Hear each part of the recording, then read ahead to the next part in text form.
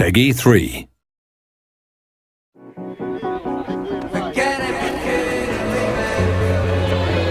Welcome back to the latest developer diary for F1 2010.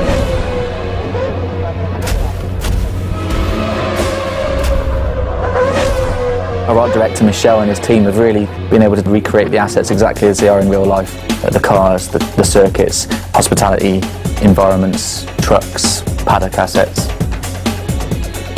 So the first stage in creating a car in game is to collect all the reference. We get basic CAD data from the teams in terms of wheelbase lengths or any of the other technical information on the car itself. We supplement that with photography and livery packs. So basically it's all the information we're going to need to recreate the real life F1 car in game. Stage 2 is basically all about importing the CAD and building the 3D mesh. All the external visible parts, such as suspension, are all modelled individually so that they behave correctly in the game. Similarly, parts that we want to break off in crashes are also modelled separately. That includes internal components as well, so basically they can be revealed behind damage or in a big crash. So the end result is a very detailed wireframe 3D render of the car. The next stage is all about texturing the model, so essentially painting the car. For that we create a decal sheet with all the areas of the car laid out on it, and this is effectively pasted onto the mesh model, which creates a car that looks as close as possible to the real thing. Once it's in game, we basically set up the suspension components so everything articulates correctly, and tweak all the individual components so that they fit together correctly during a damage sequence. So what this really means is that each of the cars handles slightly differently. So if you're playing in a Red Bull or HRT, you can actually feel the differences come through in feedback around the corner, down the straights, the differences in aeros, the differences under braking, turning, understeer, oversteer, all these kind of things actually feed back in through the actual model of the car. The better cars in the field out there, they're not necessarily easy to drive, but they just do what you want a little bit easier. Audio obviously plays a massive part in any game, but particularly in F1. One of the most important aspects from an audio point of view has got to be the sound of the cars. We've been working with some of the manufacturers and teams who've been helping us get access to their vehicles to allow us to record these sounds.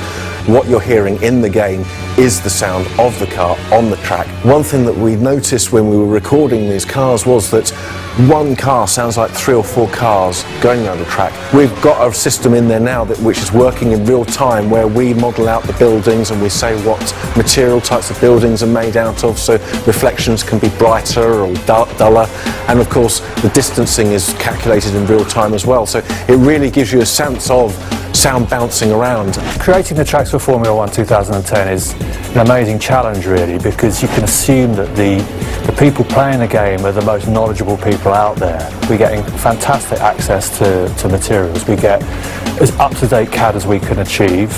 We've got fantastic photo reference. The photographers are over there sort of like walking the track literally every 5 meters, taking images left, right, centre.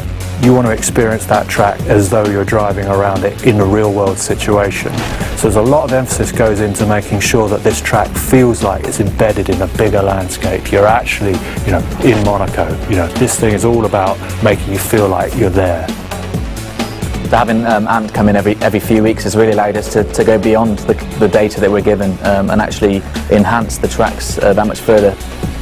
So obviously driving the real world circuits enables me to give that impression to the guys creating the game, and there's all these details around circuits where we go to around the world that only the driver would know about. So for instance, turn 8 in Spa, I know straight away any car I've ever driven there always understeers as it plummets downhill around the sharp right-hander, and it's knowing that kind of detail as a driver that you can get over into the game as well.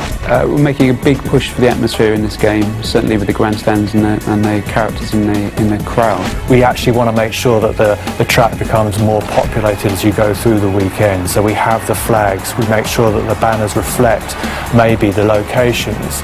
Practice, fewer people are turning up, qualifying starts to get busy, race day is absolutely packed. When you can see all the crowds cheering in there and the flag waving, it really adds quite a lot to the atmosphere of the game. The circuits feel really spot on, so it's good to see.